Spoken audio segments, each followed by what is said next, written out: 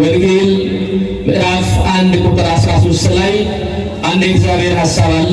ያንን መነሻ በማድረግ እግዚአብሔር ያስተምረናል። የእግዚአብሔር መልአክ በቤተ መቅደስ ሆኖ ጸሎተ ዕጣንን እያሳረገና ጸሎተ ኪዳንን እየደገመ ለነበረው ለካህኑ ዘካርያስ መጥቶ የተናገረውን ቃል መነሻ በማድረግ እንማማራለን ማለት ነው። መልአኩ እንዲህ ያለው ይላል፣ ዘካርያስ ሆይ አትፍራ፣ እነሆ ልጅን ትወልዳለህ። ባለቤቴ ኤልሳቤጥም ትጸንሳለች፣ ወንድ ልጅንም ትወልዳለች፣ ስሙንም ዮሐንስ ትለዋለች። በመወለዱም ብዙዎች ደስ ይላቸዋል አለ። በእርሱ መወለድ ብዙዎች ደስ ይላቸዋል ተብሎ እንደተጻፈው ከእርሱ በፊት ብዙ ሰዎች ተወልደው ቢሆንም ከእርሱ በፊት ብዙ ሰዎች ወደዚች ምድር መጥተው ቢሆንም ነገር ግን በተለየ መልኩ በመልአኩ አማካኝነት ደስ ይላቸዋል። ምናልባት በአንድ ሕፃን መወለድ ቤተሰብ ደስ ሊለው ይችላል። እናት አባት ደስ ሊላቸው ይችላሉ። ከዚያም በአካባቢ ያሉ ሰዎች የሚያውቋቸው ዘመድ አዝማድ ደስ ሊላቸው ይችላሉ። ነገር ግን ብዙዎች ዮሐንስን በአካለ ሥጋ የማያውቁትን ያንን ቅዱስ ቤተሰብ በአካለ ሥጋም የማያውቀው ነገር ግን በየዘመኑ የሚመጣው ትውልድ ቅዱስ ዮሐንስ እንኳንም ተወለደ እያለ ደስ ይለዋል። እንኳንም ተወለዱ የሚባሉ ልጆችን አምላካችን እግዚአብሔር ይስጠን። አዎ ዘመኑ ክፉ ነው ክርስቲያኖች። አባት ልጁን ባልወለድኩት የሚልበት ዘመን፣ እናትም ከክፋቱ አንጻር ምን አለ ባልወለድኩት እያሉ በልጆቻቸው ሲማረሩ እንመለከታለን። ቅዱስ ዮሐንስ ግን የሚያውቀውም የማያውቀው ምን ይላል? እንኳንም ተወለደ። ቅዱስ ዮሐንስ ባይወለደው ነው ይባላል። ቅዱሳን እንኳንም ተወለዱ ይባላሉ ክርስቲያኖች። ቤተ ክርስቲያናችን በስንክሳር መጻሕፍቶቿ በቅዱሳት መጻሕፍቶቿ የቅዱሳንን መንፈሳዊ ሕይወት መዝግባ ለትውልድ የምታስተላልፈው አንብበን ሰምተን አድምጠን አጨብጭበን እልል ብለን እንድንለያይ ወይም ደግሞ መጽሐፍቱ እንድንዘጋ አይደለም። ከነዚህ ከቅዱሳኑ ሕይወት እኛም ደግሞ ሕይወትን እንድንማር ነው። ስለ ሰማዕቷ ቅድስት አርሴማ ብዙ ጊዜ እንደነቃለን።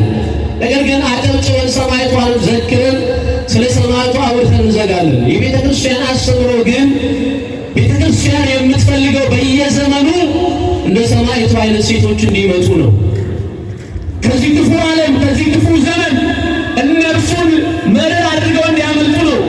ስለ ቅዱስ ጊዮርጊስ ሲሰበክ፣ ስለ ቅዱስ እስጢፋኖስ ሲሰበክ፣ ስለ ቅዱሳኑ ሲነገር እኛ ቅዱሳን ቤተሰቦች ደግሞ ስለ እነዚህ ቅዱሳን አንብበን ተረድተን እነርሱን ለመሆን እንድንጥር ነው እንጂ አጨብጭበን እንድንሄድ አይደለም። ይህ የኳስ ሜዳ ስቴዲየም አይደለም። ቤተ ክርስቲያን የመንፈሳዊ ሕይወት ግንጃ ቤት ናት። ቅድስት ቤተ ክርስቲያን አጨብጭበን አድንቀን ቃላትን ሰድበን የምንወጣበት ቤት አይደለም።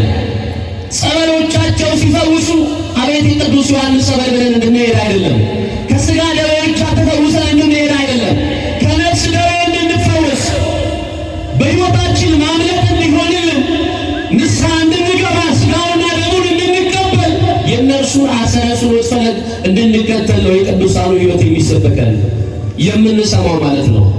አንዳንዶቻችን እዚሁ እንደ ዘመኑ አንዳንድ ሰባኪያን ስማቸውን እንደማንጠራቸው ምድር ላይ የሚቀር ስለ ብልጽግና ብቻ የምናወራበት ስለሚበላው፣ ስለሚጠጣው፣ ስለሚነዳው፣ ስለሚለበሰው ምድር ላይ ብቻ የሚያስቀር ሕይወት እንዲኖረን አይደለም። ሰማይን አሻግረን እንድንመለከት ቅዱሳኑ ያንን እየናፈቁ ስለኖሩ ማለት ነው። ስለዚህ የእግዚአብሔር መልአክ በቤተ መቅደስ ሄዶ ይህንን ታላቅ ብስራት ለዚህ ቅዱስ ቤተሰብ ተናገረ።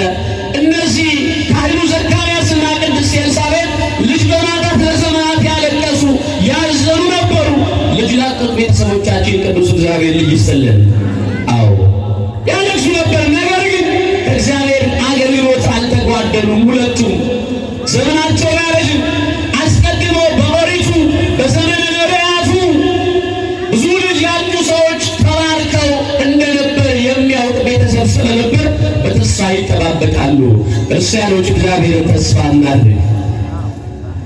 በእግዚአብሔር ተስፋ ውስጥ ነው የምንኖረው። ክርስቲያን ተስፋ እግዚአብሔር ነው። ብዙ ጉስቁልና ሊያጋጥመን ይችላል። ዓለም እንደ ሸማኔ መወርወሪያ እየፈጠነ ዘመኑ እየሮጠ ሲመጣ እንደው ሳልወልድ ልሞት ነው፣ ሳላገባ ልሞት ነው፣ እንደው ጥሩ ነገር ሳልበላ ልሞት ነው፣ ልጆችን ገና ትምህርት ቤት ሳላስተምር ልሞት ነው፣ ላልፍ ነው። እግዚአብሔርን እስከ መቼ እንጠብቀው እንላለን? እግዚአብሔርን እንጠብቀው። ነቢዩ እንዳለው በመጠበቂያ የቆመ እግዚአብሔርን እንጠብቃለሁ፣ እርሱም አያሳፍረኝም፣ ይመጣል። እግዚአብሔር አያሳፍረንም። ክርስቲያኖች እግዚአብሔር የተስፋ አባት ነው፣ የተስፋ አምላክ ነው። በተለይ በእኛ በልጆቹ የሚጨክን ጨካኝ አምላክ አይደለም። እኔ ሸክማችሁን የማሳርፍላችሁ አምላካችሁ ነኝ፣ እናንተን ደካሞችን የማሳርፍ አምላክ፣ በልቤ ትሑትና የዋህ አምላክ ነኝ ይላል እግዚአብሔር አምላክ።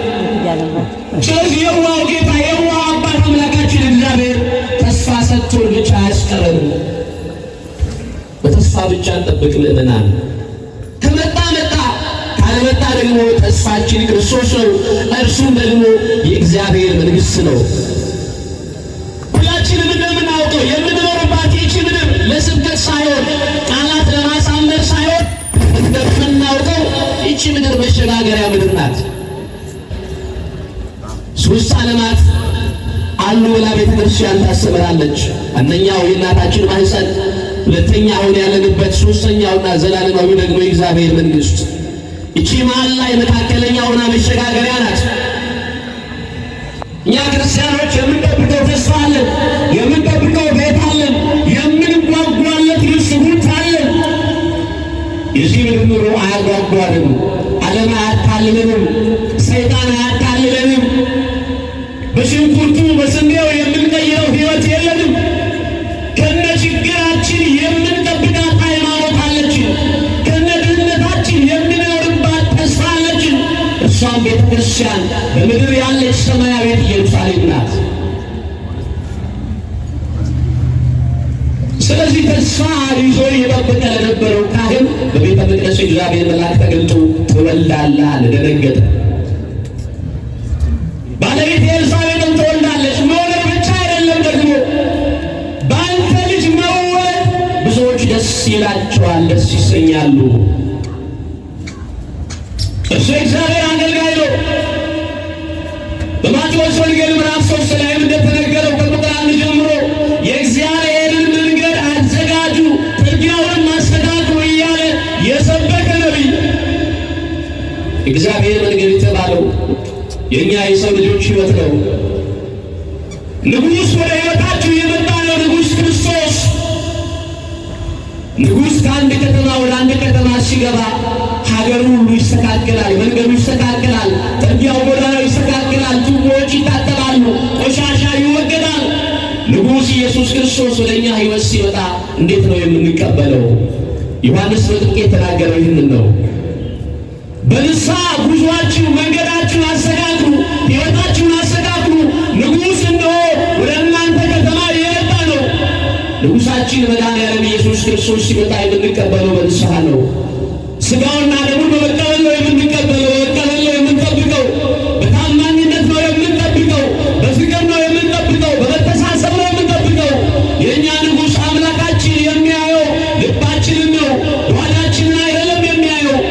የቤታችንን ምስጢር አይደለም የሚያየው፣ ድህነታችንን አይደለም፣ ገንዘባችንን አይደለም። እርሱ ለማለት የሚመጣው በልባችን ላይ ነው።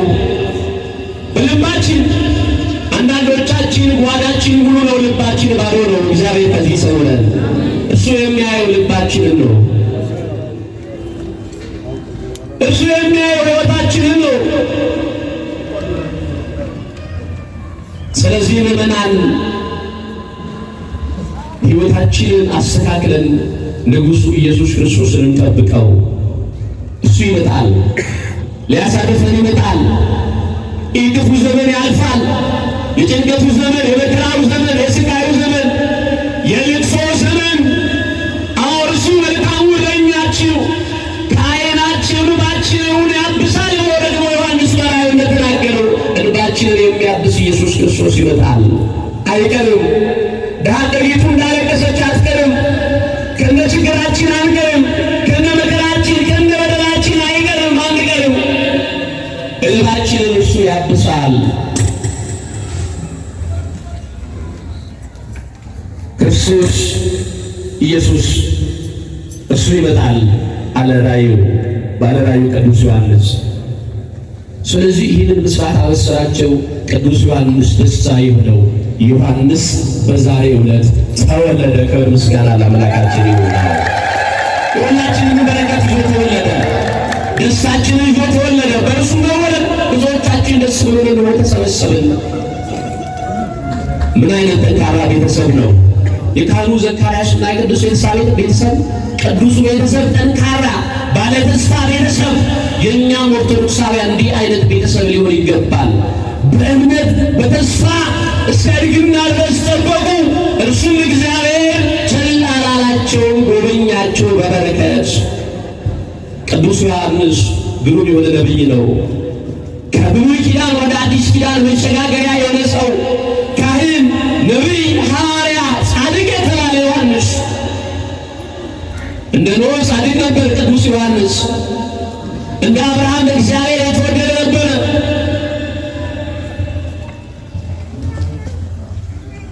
እንደ አቤል ደግሞ በግፊት አደረ የተገደለ ነበረ። እንደ ሄኖክ አካሄዱን ከእግዚአብሔር ጋር ያስተካከለ ነበረ። የሚገርመው ቅዱስ ዮሐንስ በሕፃንነቱ ገና የእናቱን ጡት በአፉ ይዞ በረሃ ላይ ነው እናቱ የሞተችው ያረፈችው ቅዱስ ኤልሳቤጥ። ሲያለቅስ የሚያባብለው እናት አልነበረው፣ በበረሃ ነው ያደገው። ነገር ግን እናት አባት ቢኖርንም ባይኖርም ከእናት ከአባታችንም ጋር የሚያሳድገን እንባችንን የሚያብሰው እግዚአብሔር ከዮሐንስ ጋር በረሃ ነበረ። ዛሬም በረሃ በሆነችው ዓለም እግዚአብሔር ከኛ ጋር አለ። በሚያስለቅሰው ዓለም፣ በሚያሳዝነው ዓለም ዛሬ ሁሉም መጽናናትን የሚፈልግበት ዘመን ነው። ክርስቲያኖች አጽናኙና ተጽናኙ የማይታወቅበት ዘመን። ሁሉም ተበዳይ ነው፣ ሁሉም አልቃሽ ነው፣ ሁሉም ብሶተኛ ነው። ገና ሳታለቅሱ የሁሉም እንባ ይቀድማል። የማያለቅስ የማያዝን የለም። እግዚአብሔር ለቅሷችንን ይቀበልልን፣ እንባችንን ከዓይናችን ያብስልን። እግዚአብሔር መንፈስ ቅዱስ ያጽናናል። አጽናኙ እርሱ መንፈስ ቅዱስ ነውና በበረሃ ብቻውን አይደለም የወደቀው፣ መንፈስ ቅዱስ አብሮት ነበር። ዮሐንስ ያጽናናው ነበር። እግዚአብሔር መልአክ ያረጋጋው ነበር። መናን ያበላው ይመግበው ነበር። ዮሐንስ የሚያሰክርም የማያሰክረውንም ሰዎች የምንጠቀመውን አይጠቀምም። አስቀድሞ ለአገልግሎት ለወንጌል እግዚአብሔር የለየው ታላቅ አገልጋይ ነው። ዮሐንስ አስቀድሞ በእናቱ ማኅፀን የተጠበቀ ነው። በጥበቃ በልዩ እንክብካቤ ያደገ። አንዳንዶቻችን እግዚአብሔር ጠብቆን መጠበቃችንን ሳናውቅ መክሊታችንን እንጥላለን። ሁላችንን ፍጻሜ እግዚአብሔር ያሳምርልን። ስለዚህ ይህ ታላቅ ዮሐንስ እንድናከብረው በሕይወታችን አምነነው ምልጃውን ተቀብለን በጸበሉ ተጠምቀን ተፈውሰን ደግሞ እርሱን መስለን በኅብረት ደግሞ ሕያዋን ከሆኑት ጋር ከእርሱ ከቅዱስ ዮሐንስ ጋር ቤተ ክርስቲያን በሰማይ እንድናገለግል እግዚአብሔር ፈቅዶ ሁላችንን በዚህች ቤተ ክርስቲያን ሰብስቦናልና ለዚህ ዕለት ያደረሰን አምላካችን እግዚአብሔር ስሙ ለዘላለም የተመሰገነ ይሁን። እግዚአብሔርን ከፍ ባለ ድምፅ አመስግኑ።